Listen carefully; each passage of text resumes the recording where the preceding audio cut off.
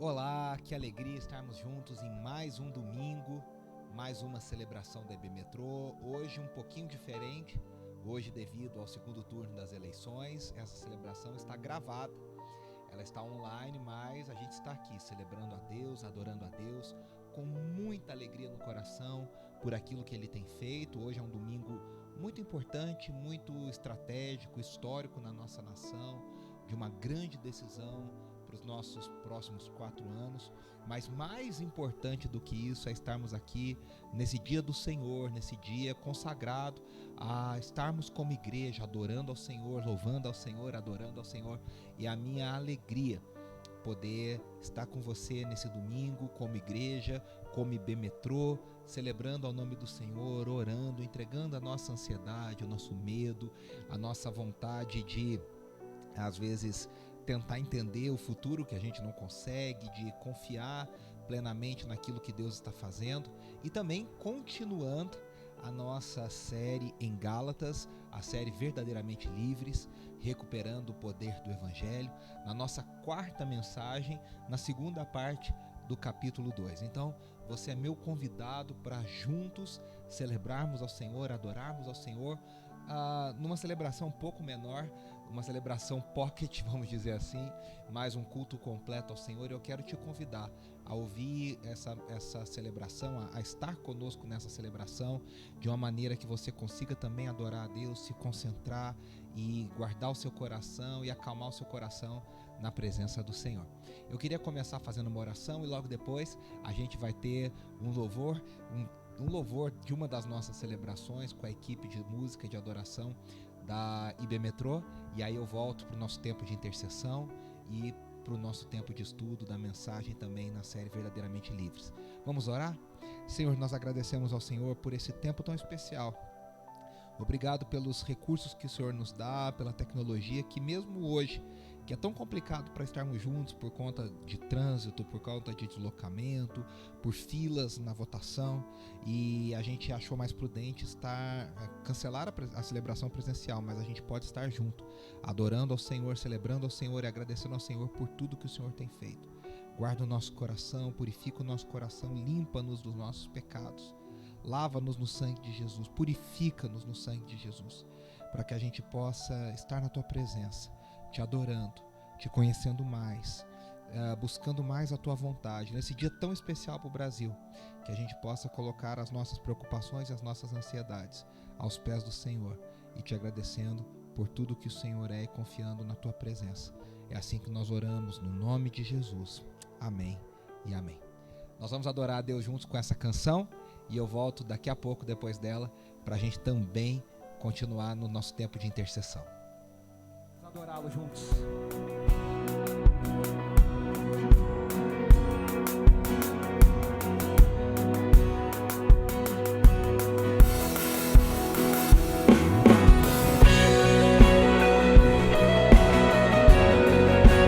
O nosso Deus não falha, o nosso Deus não se esquece.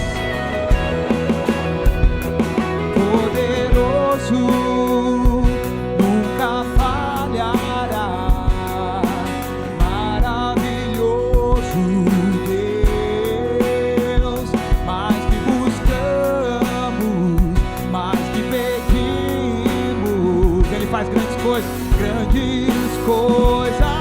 faz. Vamos juntos? Ressurgiu e a morte venceu. Nosso Deus é poderoso, em seu nome vamos vencer. Nosso Deus é poderoso,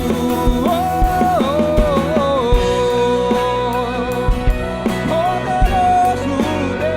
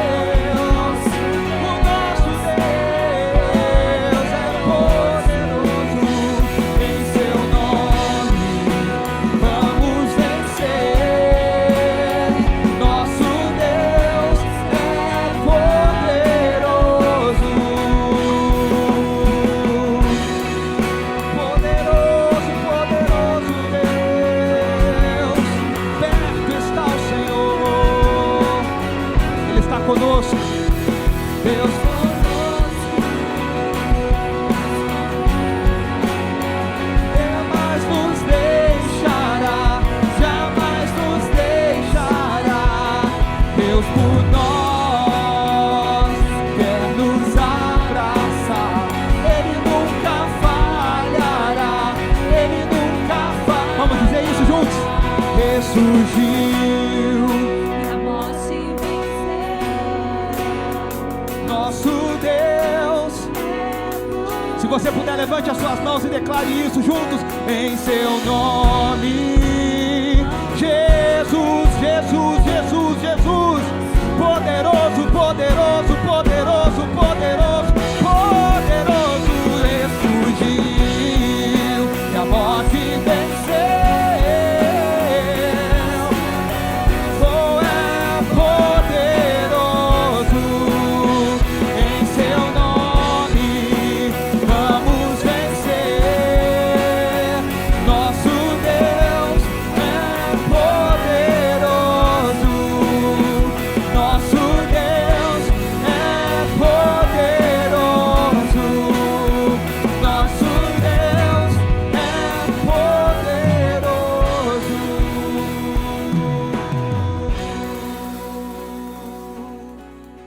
Obrigado. E nesse domingo, dia 30 de outubro, um dia tão histórico para a nossa nação, hoje a decisão do segundo turno das eleições, e a gente, né, talvez você um pouco mais, um pouco menos, fica ansioso, com medo, e eu queria trazer uma palavra de encorajamento aqui para você, dizendo que para o cristão, a gente não sabe o que vai dar, a gente não tem certeza do que vai acontecer, mas para o cristão não fica bem, não combina com a atitude cristã sobre a vida, o olhar cristão sobre a vida, nem o triunfalismo e nem o desespero. Eu disse isso na nossa mensagem sobre idolatria política, na outra série, na Desconforme-se, e eu quero aqui lembrar, Deus continua no trono, Deus continua reinando, seja Lula, seja Bolsonaro, Deus continua reinando, sejam quem for os governantes da terra, Deus continua governando. E o que quer que venha a acontecer conosco, vai acontecer conosco como nação, como igreja, como pessoas, como indivíduos, debaixo da soberania de Deus e debaixo da vontade de Deus. E mais do que isso, nós cremos que em tempos difíceis, Deus irá nos sustentar e nos dar força. Eu quero trazer um encorajamento para você. É nos tempos difíceis, em meio ao sofrimento, que Deus faz que a nossa fé seja mais purificada e a nossa fé seja mais autenticada pelo fogo, pela provação. É em meio ao sofrimento que a gente descobre o tanto que nós confiamos ou não em Deus, e aí nós temos a oportunidade de crescer. É em tempos de sofrimento que nós vemos o cuidado de Deus para conosco, para com a sua família, para com a nossa nação, para com a sua igreja. E eu quero aqui te dizer duas coisas. Primeiro, que a Bíblia diz que tempos difíceis virão. Nós esperamos tempos difíceis. Seja o governo A ou o governo B. Não se engane. Os dias são maus. Os dias são difíceis. O cenário global é complicado. O cenário nacional é de muito, muito desafio. Para qualquer um dos dois que ganhe, você pode ter suas preferências, opiniões, e elas são válidas. Mas acima de tudo, nós precisamos confiar que Deus está conosco. E Ele está nos guiando, e Ele está nos protegendo, Ele está nos guardando em meio ao sofrimento, em meio a dias difíceis. Então, que o meu desafio e o seu desafio seja sermos encontrados fiéis nos tempos tão difíceis que nós vivemos. E eu queria orar com você, para nós entregarmos o futuro da nossa nação, o futuro das nossas vidas nas mãos do Senhor. E tantos outros pedidos que nós temos orado aqui, como igreja. Nós temos orado por cura para tantas pessoas que têm enfrentado problemas de saúde. Aqui eu quero lembrar especialmente da dona Cícera e da dona Beatriz, mães da Ju e da Kátia especificamente, que estão enfrentando aí momentos difíceis. Eu quero orar pela vida do Marcelo e da sua esposa, Marcelo, que nos ajuda a montar e desmontar aqui na IB Metrô. Eles também estão passando um momento muito difícil de saúde. E tantas outras pessoas que têm enfrentado ansiedade, depressão, pânico, questões da alma, questões da mente, cansaço e tantos desafios que nós temos como pessoas, como famílias. E eu queria que você fechasse os seus olhos, entregasse isso nas mãos do Senhor. Vamos orar? Senhor, nós te agradecemos porque em meio aos dias difíceis, em meio ao sofrimento, a gente tem uma certeza de que o Senhor está conosco, de que o Senhor nos protege, que o Senhor nos guarda. Isso não significa achar que nós vamos passar incólumes, que nós vamos passar sem qualquer tipo de contato com o mal, com o sofrimento. Não. Nós teremos contato com o mal, nós teremos dias difíceis, nós passaremos por sofrimentos. Mas acima de tudo, nós precisamos crer que o Senhor está conosco, de que o Senhor está nos guardando, de que o Senhor continua no trono. O Senhor continua com a história da humanidade nas suas mãos. O Senhor continua com todo o poder nas suas mãos. Hoje é um dia tão histórico no Brasil, um dia tão decisivo para a nossa nação. Mas acima de tudo, nós queremos crer que seja o resultado A ou o resultado B, o resultado que a gente queria ou que a gente não queria, o Senhor continua governando e o Senhor vai nos sustentar. A nossa esperança não está em Lula ou em Bolsonaro, a nossa esperança não está em política, a nossa esperança não está em plano de governo. Todas essas coisas são importantes, mas elas são secundárias, porque acima de tudo está a tua vontade e o teu cuidado para conosco. Nós sabemos que dias difíceis virão, nós sabemos que o cenário global é complicado, nós sabemos que há muitos desafios e nós pedimos ao Senhor que o Senhor nos traga crescimento, que o Senhor nos traga maturidade, que o Senhor nos traga discernimento, que a gente se posicione com graça, que a gente se posicione sim, mas que a gente se posicione de forma a dar bom testemunho do Teu nome. Em dias onde há tanta coisa complicada acontecendo, há tanta gente falando tanta coisa esquisita em Teu nome, que a gente possa se posicionar pela Tua palavra e que a gente possa dar bom testemunho. Nós oramos pelas famílias da nossa igreja, fortalece os casamentos, fortalece os relacionamentos de pais e filhos, cura, Senhor. Oramos pela mente, pelo coração de cada um, que haja cura emocional, que haja cura, Senhor, nas emoções, que haja cura nas mentes, de pessoas que têm enfrentado depressão, que têm enfrentado pânico, que têm enfrentado outras doenças mentais. Senhor, traga cura. Nós pedimos ao Senhor também que o Senhor coloque a Tua mão poderosa sobre essas pessoas, esses casos que nós temos orado, de saúde, pessoas que precisam de uma cura do Senhor, de um toque do Senhor. Nós oramos especialmente pela Dona Cícera, pela Dona Beatriz, pedindo ao Senhor que alcance com graça a vida do Marcelo, da sua esposa. Nós oramos pela vida financeira das famílias da nossa igreja. O Senhor é o nosso sustento, que nós aprendamos a confiar em Ti, que a gente tenha bom senso, que a gente tenha cuidado, que a gente tenha, sim, Senhor, vamos dizer, uma visão equilibrada da vida, mas que a gente também aprenda a confiar no Senhor acima das nossas economias, acima da nossa capacidade. Que a gente seja uma igreja generosa, marcada pelo cuidado um com o outro, o amor um ao outro, e que a gente possa ver o Teu reino acontecendo no meio de nós, nesse dia tão histórico para a nossa nação. Nós pedimos ao Senhor e nós pedimos ao Senhor que esteja conosco, que reforce em nós a esperança de que em meio a dias difíceis o Senhor não nos abandona. E nós declaramos que nós continuamos crendo em Ti. Essa é a nossa oração, no nome de Jesus. Amém, amém e amém. A gente vai continuar a nossa série de mensagens verdadeiramente livres, recuperando o poder do Evangelho. E na semana passada, hoje nós vamos dar continuidade, né? A mensagem Um Grande Conflito, essa é a parte 2. Na semana passada a gente começou o estudo no capítulo 2 de Gálatas, e Paulo está continuando defendendo a mensagem que ele pregou e ensinou aos Gálatas. E aí a gente viu que esse grande conflito era um conflito realmente importante, porque o próprio destino da igreja estava em jogo, está em jogo.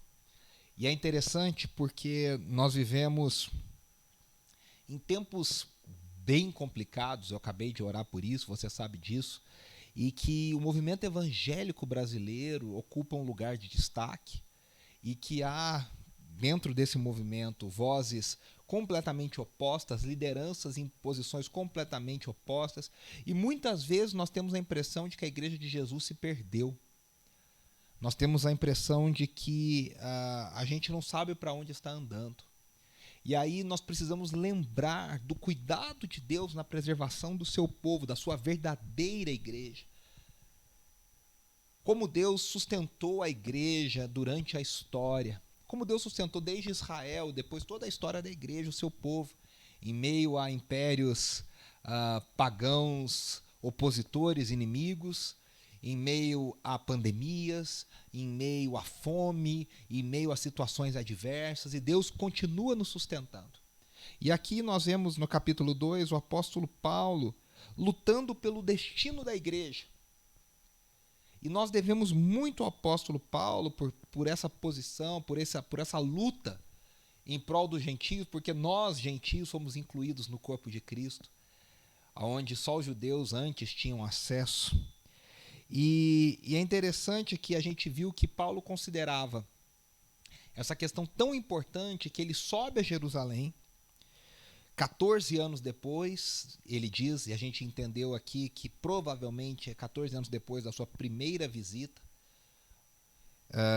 e ele teve depois que ele volta dessa visita em Jerusalém, que provavelmente é a sua terceira visita a Jerusalém, como nós falamos na semana passada, ele tem um conflito com Pedro, que é o líder mais importante da igreja, embora ele não fosse o maior líder da igreja de Jerusalém, que era Tiago, irmão de Jesus. Pedro está em conflito agora com Paulo.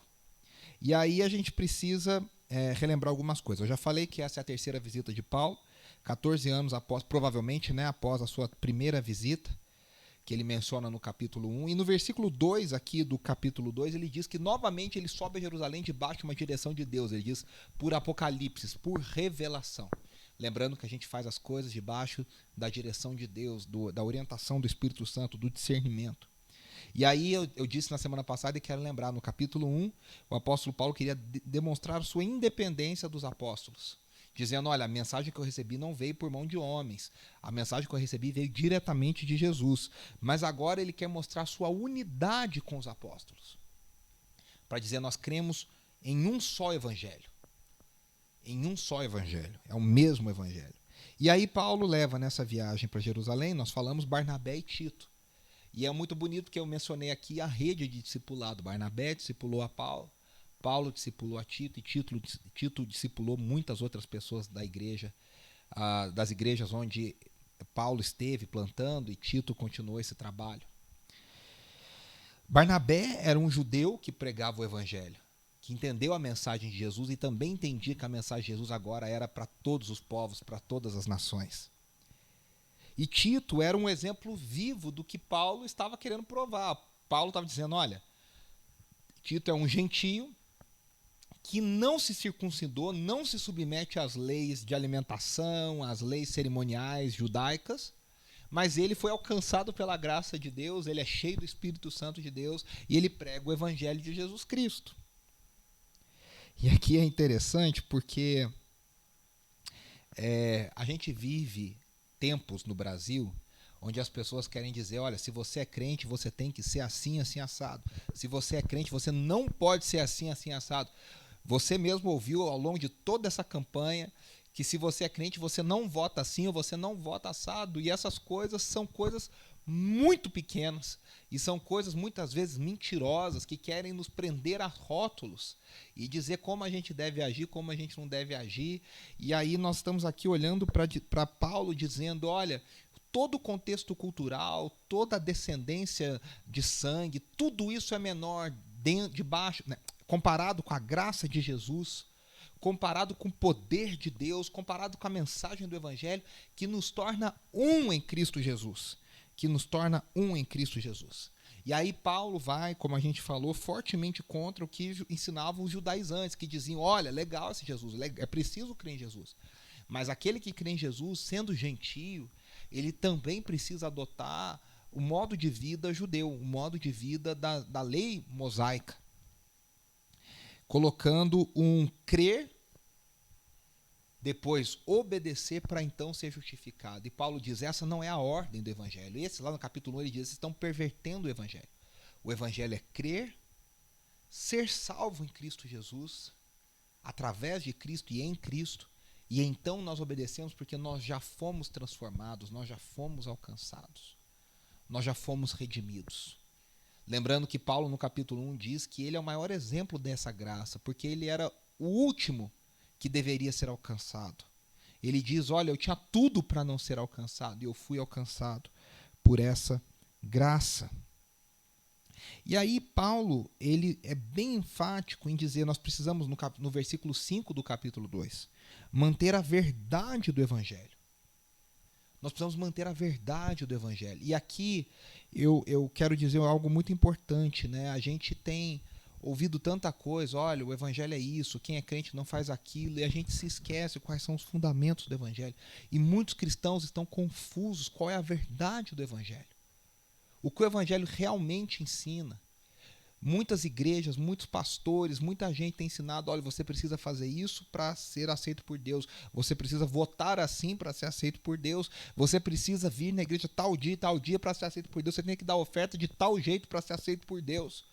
E a mensagem do Evangelho, a verdade do Evangelho é que tudo que nós fazemos porque nós já fomos aceitos por Deus em Cristo Jesus, que nos justificou. Por isso o apóstolo Paulo diz aqui nos versículos 16 até o 21, ele diz assim, do capítulo 2, né? Ninguém é justificado, eu vou resumir aqui qual é a verdade do Evangelho. Ninguém é justificado pela prática da lei. O apóstolo Paulo diz, ninguém é justificado pela prática da lei. Nem os judeus são justificados pela prática da lei. Ele usa um nós, ele está dizendo, nem nós, judeus, somos justificados pela prática da lei. Mas nós somos todos justificados pela fé. O apóstolo Paulo mostra em Romanos 3 e 4, principalmente, que os judeus não são justificados pela lei, e Abraão não foi justificado por um tipo de lei. Abraão é antes de Moisés, mas Abraão, que é maior do que Moisés, na ideia de Paulo, ele é justificado pela fé, porque ele aguardava algo além daquilo que a lei conseguia trazer e dar. Então Paulo diz, até mesmo nós judeus somos justificados pela graça e pela fé. Não é assim, ó, os judeus são justificados pela lei e os gentios são justificados pela fé. Não, todos somos justificados pela mesma fé em Jesus Cristo. E aí Paulo diz que ninguém consegue cumprir a lei, porque a lei me mostra que eu sou um transgressor. A lei existe para mostrar que eu sou um pecador. E aí, ele diz no versículo 19 que nós fomos crucificados em Cristo Jesus, com Cristo Jesus. O pecado que era meu passou para ele, e a justiça que ele obteve passou para mim. E nós somos ressuscitados em Cristo Jesus, com Cristo Jesus, pelo poder do mesmo Espírito, e agora nós temos o poder de ver uma nova vida. Por isso que a verdade do Evangelho nos liberta. Porque a gente se torna agora escravo de Cristo, e ser escravo de Cristo é andar em liberdade. O legalismo nos escraviza porque ele nos prende a um monte de regras, a um monte de senões, a um monte de adendos, a um monte de anexos. A gente vive uma vida cristã burocrática, escravizada.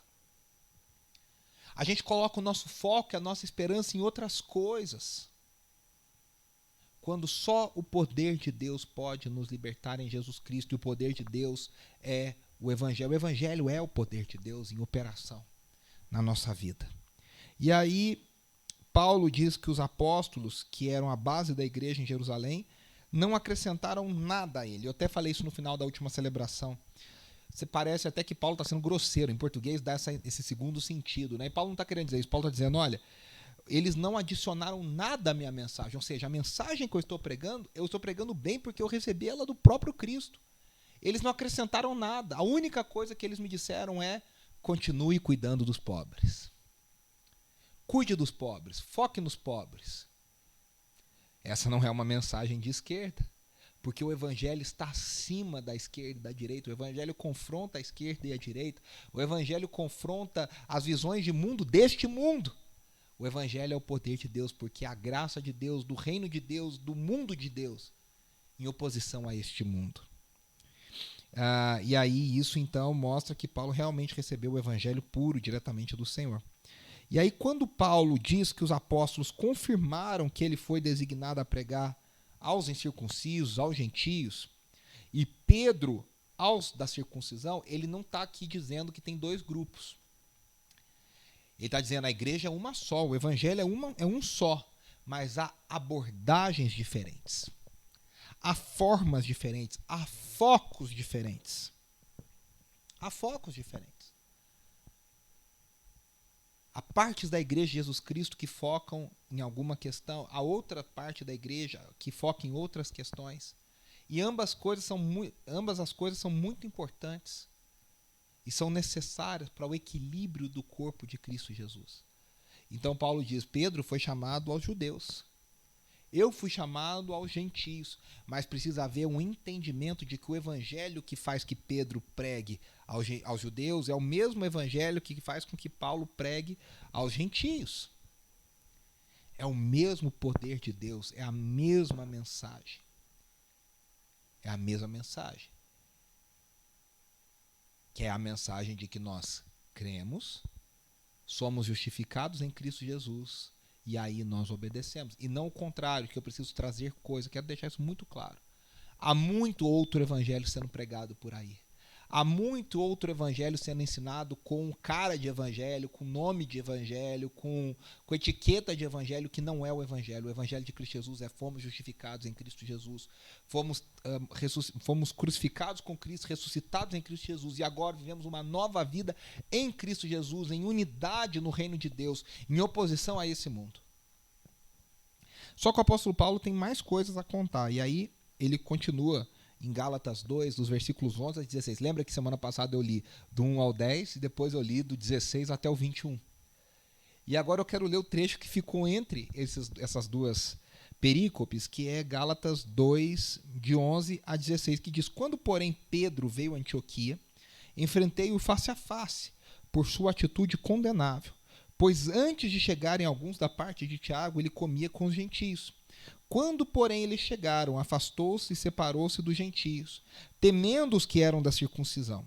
Os demais judeus também se uniram a ele nessa hipocrisia, de modo que até Barnabé se deixou levar. Quando vi que não estavam andando de acordo com a verdade do evangelho, declarei a Pedro diante de todos, você é judeu, mas vive como gentio e não como judeu. Portanto, como pode obrigar gentios a viverem como judeus? Nós, judeus de nascimento e não gentios pecadores, sabemos que ninguém é justificado pela prática da lei, mas mediante a fé em Jesus Cristo. Assim nós também cremos em Cristo Jesus para sermos justificados pela fé em Cristo e não pela prática da lei, porque pela prática da lei ninguém será justificado. Amém? Essa é a palavra do Senhor. Aqui a gente vê a verdade do evangelho posta à prova. Como eu falei lá no início, o entendimento correto do evangelho nos leva a atitudes corretas na vida diária. Se eu tenho um entendimento deturpado do evangelho, eu vou ter uma prática deturpada de vida. Se eu tenho valores estranhos ao evangelho, eu vou ter uma prática de vida estranha ao evangelho. Eu preciso ter um correto entendimento do evangelho para ter uma prática correta de vida cristã. E aí, Paulo começa aqui, ele conta esse episódio, um episódio forte. Veja, Pedro é o maior nome da igreja. E Paulo está dizendo, olha, eu tive que confrontar Pedro. E aqui Paulo está mostrando o exercício da sua autoridade apostólica. É o terceiro argumento dele, dizendo, olha, eu não sou um apóstolo menor. Eu sou tão apóstolo quanto os outros que eu confrontei até mesmo Pedro. Charles Spurgeon, o príncipe dos pregadores, diz, comentando esse texto, que deve ter sido muito difícil para Paulo confrontar Pedro, Cefas, a quem ele muito estimava, porque ele tinha um respeito muito grande. Mas Paulo faz isso não porque ele gosta, no mundo de hoje, o pessoal gosta de ganhar like, de ganhar visibilidade, gerando polêmica, gerando questões inúteis. Paulo não está fazendo isso. Paulo não está querendo ganhar like. Paulo não está querendo ganhar notoriedade. Paulo está simplesmente se levantando, se posicionando, porque ele viu que a verdade do evangelho estava colocada à prova. Foi colocada à prova, né? O J.C. Riley, grande comentarista e escritor, falecido recentemente, diz que até mesmo grandes líderes cometem grandes erros. Aqui é uma coisa importante. A gente tem uma mania de canonizar os nossos líderes, as nossas referências. É importante a gente ter referência, mas é importante a gente saber que até mesmo essas referências erram, que essas referências se equivocam, que essas referências, elas não são infalíveis. O Twitter, o Facebook, o WhatsApp estão aí para provar isso. Opiniões que foram sustentadas há 4, 8 anos atrás para falar só de eleições hoje parecem completamente fora de contexto ou que parece que houve uma nova realidade. A gente entrou na Matrix, estamos em outra dimensão, em outro mundo. Porque o que há 8 anos atrás foi dito hoje não se sustenta. Até mesmo grandes líderes cometem erros. A gente não pode colocar a nossa confiança nas pessoas. Deus levanta pessoas, Deus usa pessoas. A gente pode honrar essas pessoas, a gente pode ter boas referências. Mas a gente precisa saber que até mesmo grandes líderes cometem grandes erros. E aqui está Pedro. Não é o Pedrão dos evangelhos que comete um monte de erro. Já é Pedro cheio do Espírito, já é Pedro cheio de autoridade, já é o Pedro que realizou vários milagres em nome de Jesus, já é Pedro o grande líder da igreja. E aqui está esse Pedro cometendo um grande erro. A gente, no trecho da semana passada, do 1 ao 10, a gente deixa Jerusalém em unidade. Olha, Paulo vai lá, Paulo fala o que está ensinado, Pedro, João e Tiago concordam e dizem isso mesmo, estendem as mãos e abençoam, então a gente sai de Jerusalém em unidade. Só que agora a gente chega em Antioquia, na região ali da Galácia, e agora nós chegamos em Antioquia em conflito. Paulo vai a Jerusalém e o credo, né, a fé a dogmática, as doutrinas estão unificadas. Mas a prática em Antioquia, a conduta em Antioquia está dividida. E muitas vezes a igreja de hoje tem essa questão. O discurso, a declaração de fé, está tudo bem, a gente crê na mesma coisa, só que a prática são coisas completamente diferentes. E nós, às vezes, ficamos, não somos o mesmo corpo, legal, muito bom. Só que quando a verdade do evangelho está colocada à prova, quando a verdade do evangelho está em risco, quando esse comportamento de, mas ele pensa um pouquinho diferente, ele faz diferente, deixa de ser algo de aceitar as diferenças do corpo de Cristo, as abordagens diferentes, e passa a ser um perigo para a verdade do evangelho, para o coração do evangelho. Essa é a grande questão. Para mim, esse é o grande truque, o grande triunfo, o grande trunfo desse texto. Até que ponto eu aceito a abordagem diferente porque ele tem um chamado diferente, e até que ponto eu estou colocando a verdade, eu estou aceitando que a verdade do evangelho seja colocada em risco, que a verdade do evangelho seja colocada à prova. Então, se a gente entende e a gente aceita, como a gente provavelmente entende, que deve ter acontecido, que a visita a Jerusalém relatada por Paulo é a mesma do concílio de Jerusalém em Atos 15, então esse episódio que Paulo enfrenta Pedro não deve ter acontecido muito tempo depois, porque Atos 15, 36 a 40, narra, ao final do concílio de Jerusalém, que Barnabé e Paulo se separam, porque Barnabé queria continuar a viagem visitando as igrejas que eles já tinham plantado, e ele fala para levar João Marcos. E Paulo não quer levar João Marcos, porque João Marcos já tinha falhado, desistido em outra viagem. E aí, então, Barnabé vai com João Marcos, e Paulo segue com Silas, seu novo companheiro, e Paulo e Barnabé nunca mais se veem. E aqui nós encontramos Paulo e Barnabé juntos ainda. Então, se a gente entende que essa visita a Jerusalém aconteceu depois do concílio de Jerusalém, esse episódio de Antioquia deve ter sido logo depois. E aí Paulo fala assim, enfrentei-o a Pedro, né? É a palavra antisteme, que é usada repetidamente aqui no grego, no contexto de uma guerra espiritual. E aí é importante a gente entender que havia uma guerra espiritual.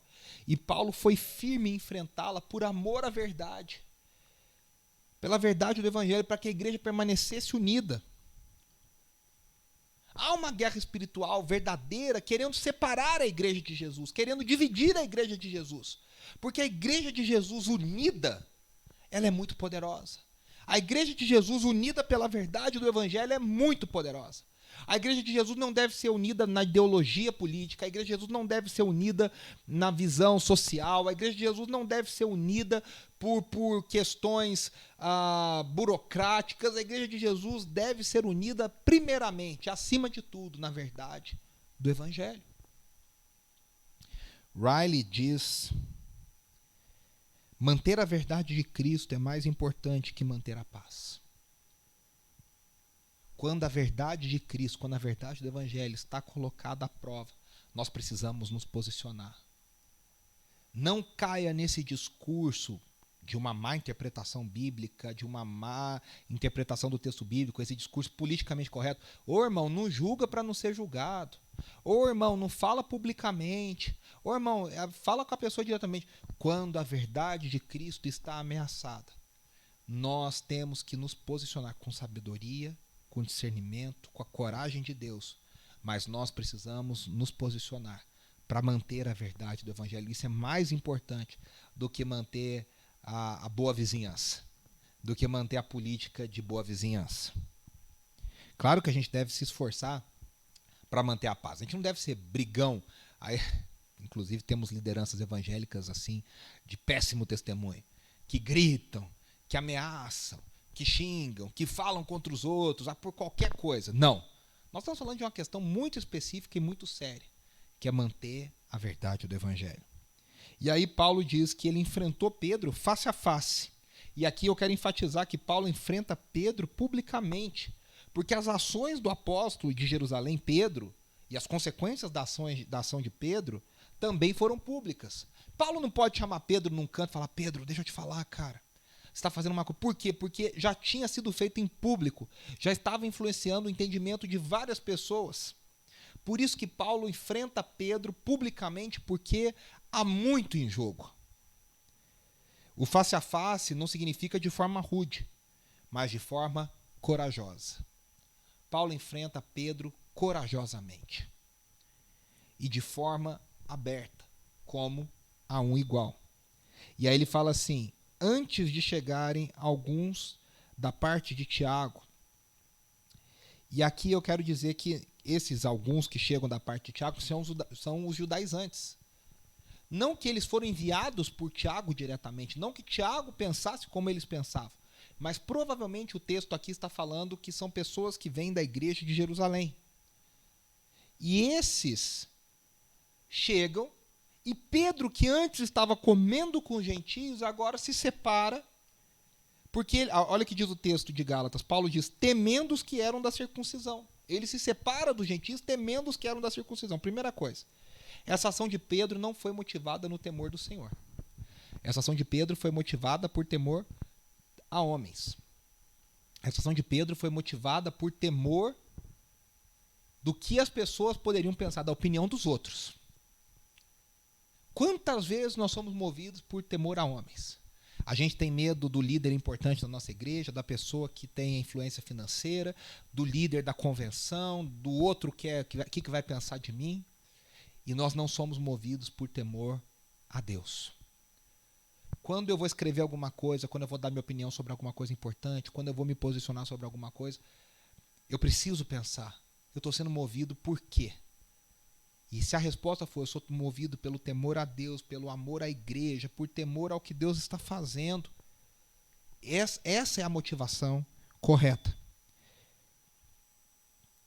E aí, o texto continua no versículo 13 dizendo: os demais judeus também se uniram a ele nessa hipocrisia. O texto diz que até mesmo Barnabé foi encontrado nessa hipocrisia. Pedro tinha tanta influência que até Barnabé, que pregava para gentios, que cria nisso, que foi em Jerusalém defender, de repente se viu nesse comportamento hipócrita. Outra coisa que a gente vê: comportamento errado contamina muito rápido. O comportamento errado contamina muito rápido. Assim como a murmuração no deserto contaminou uma grande parte do povo rapidamente. O comportamento distorcido, o comportamento deturpado, o comportamento fora da verdade do Evangelho contamina muito rápido. Por isso que nós precisamos agir com temor, com sabedoria e rapidamente, para que a verdade do Evangelho seja logo restabelecida, rapidamente restabelecida, e não deixe a coisa acontecer, porque essa contaminação é rápida. E aí ele diz assim, né, até mesmo Barnabé, porque a atitude de Pedro, sendo um líder tão influente, influenciou todo mundo, contaminou todo mundo. E é interessante que ele usa a palavra hipocrisia, que fala de um comportamento de uma prática que não é fundamentada na crença. Você pensa de um jeito, você entende de um jeito, você crê de um jeito, mas você age de outro. Isso é hipocrisia. Você não é coerente com a sua verdade interior. Ou seja, vamos pensar que até mesmo equivocadamente, até mesmo quando você está errado, quando uma pessoa ela age errado, mas ela crê errado, ela não está sendo hipócrita. Ela está equivocada, mas ela não é hipócrita. Agora, quando você crê de um jeito e age de outro, aí você está caindo em hipocrisia. O que Paulo está dizendo é Pedro, Barnabé e os outros ali criam corretamente. Mas a prática deles era outra. Meus irmãos, há tanto em jogo, a gente às vezes se levanta para falar tantas coisas. Nessas eleições, principalmente, tanta coisa sendo dita. Eu sou contra isso, eu creio naquilo. Legal, muito bom. Mas a sua prática concorda com o que você crê ou com o que você não crê? Às vezes a gente é valentão para escrever no Facebook. Eu sou contra isso e contra aquilo. Na nossa prática de vida a gente pratica essas coisas. Eu vi um tweet de um pastor muito interessante, dizendo assim: você que está defendendo tanta liberdade religiosa de culto nessas eleições, não deixe de ir no culto nesse domingo de eleição. Não deixe de cultuar a Deus. Às vezes a gente briga, não, eu tô defendendo a liberdade de culto, e a gente não prioriza o culto, a gente não prioriza o dia do Senhor, a gente não prioriza estar com o Senhor, a gente não prioriza adorar a Deus em comunidade. Nós estamos sendo hipócritas. Não, eu defendo a família, e você não trata bem a sua esposa, você não é o marido que trata a esposa como Cristo amou a igreja, você não é a esposa que se submete ao marido, você não é um filho que honra ao pai, você não é um pai que honra o seu filho, que não submete o seu filho à ira. Então não deixemos o nosso coração ser tomado por hipocrisia, por um discurso bonito e uma prática vazia. E aí é interessante que essa prática de Pedro, essa ação de Pedro e dos demais, era uma negação da verdade do Evangelho. Em que nível? Ela viola o princípio do Evangelho. O princípio do Evangelho é o que nós já falamos. Cristo morreu, Jesus morreu por nós, nos justificou, tudo colocou. E em Cristo não há mais a necessidade da lei. Agora todos somos justificados pela fé em Cristo Jesus, judeus e gentios. Pedro já tinha que ter aprendido essa lição. Atos 10 conta um episódio fantástico na vida de Pedro. Pedro tem uma visão, vê o lençol caindo na sua frente, com animais impuros, e o anjo fala para ele, toque e come, e ele fala, não vou tocar. E o anjo fala, toque e come, ele fala, não vou tocar. O que Deus está mostrando para ele é, nessa visão, Pedro, agora não há mais essa separação, não há mais essa visão de sagrado e profano, de puro e impuro. Agora os gentios também foram purificados pelo sangue de Jesus. Todos são purificados no sangue de Jesus. E aí imediatamente ele tem um teste prático, ele vai para a casa de Cornélio e ele vê o Espírito Santo enchendo a vida de Cornélio, um gentio, que teoricamente não era para receber o Espírito Santo. Pedro já tinha experimentado na própria vida e no próprio ministério. E agora ele viola essa orientação que ele recebeu do próprio Deus. E aí diz que ele não quis comer com os gentios. E é interessante que o ato de comer, o ato de sentar à mesa, é um ato de intimidade. No mundo antigo, comer com é estar associado com, é estar na companhia de, é estar intimamente associado com essa pessoa. E tem mais. Alguns comentaristas entendem que esse comer junto também traz a ideia de comunhão da igreja, ou seja, até mesmo da celebração da ceia do Senhor. Lembra de Atos 2, o partir do pão, juntos, na comunhão, na koinonia. Ou seja, essa atitude de Pedro iria ter implicações, provavelmente, na adoração da igreja. Sei lá, talvez como na igreja dos Estados Unidos, segregado, né? Onde negros tinham que cultuar numa igreja só de negros e brancos numa igreja só de brancos? Será que agora a gente vai ter igreja só de gentios, igreja só de judeus? Ou será que os gentios vão ter que ser adotados na igreja de judeus, praticando o que os judeus praticam? Sabe, ia haver uma confusão na própria adoração, no próprio culto, e o culto é o local de formação da igreja, o culto é o local da celebração do reino de Deus, da vida de Deus, do que Deus irá fazer e já começou fazendo na igreja. No culto a gente já antecipa o que Deus vai fazer no final dos tempos. E Pedro agora coloca em risco até essa adoração da igreja. A celebração da própria ceia do Senhor. Agora eles já não celebram mais como um, ali poderia ter uma ruptura. E por isso que Paulo se levanta para defender e dizer: Pedro, em Cristo nós somos todos um, para com a hipocrisia. Meu irmão, nessas eleições você viu muita gente falando: se você votar em fulano, se você votar em ciclano, você não é cristão. Se você não fizer isso ou não fizer aquilo, você não é cristão. Se você não der o dízimo, você não é cristão. Se você não fizer de tal jeito ou de tal jeito, você não é cristão. As pessoas estão loucas para dizer. Tem até um famoso influencer, pastor, que diz: você não é crente não. Querendo dizer, classificar quem é crente e quem não é crente. Meus irmãos, se nós estamos firmados na verdade do Evangelho, se nós estamos firmados em Cristo Jesus, se nós entendemos que nós somos justificados em Cristo Jesus, nós precisamos entender que a mesa de Cristo Jesus, a comunhão em Cristo, o partir do pão junto nos torna um em Cristo Jesus, acima das nossas diferenças políticas, acima das nossas diferenças ideológicas, acima de diferenças culturais. A gente se torna um em Cristo Jesus, quando nós estamos unidos pelo mesmo Evangelho. E aí o Wiersbe, grande comentarista bíblico, fala de 5 princípios do Evangelho que estão sendo violados aqui: a unidade da igreja, a justificação pela fé. E é interessante porque nós amanhã vamos celebrar 505 anos da Reforma Protestante. A grande doutrina recuperada pela Reforma Protestante, Lutero, Calvino e os demais reformadores, é a justificação somente pela fé. Não tem mais que pagar coisa, não tem que comprar, não tem que fazer, é somente pela fé. E é para todos. O sacerdócio de todos os santos, enfim, todas as coisas. Então, aqui nós vemos que a justificação pela fé estava em perigo. A liberdade da lei. A liberdade da lei significa estar livre da lei. Não ser mais escravo da lei, não estar mais debaixo da lei. O próprio Evangelho estava em perigo, é o quarto que o Wiersbe coloca. E por último, a graça de Deus. Que Paulo diz aqui,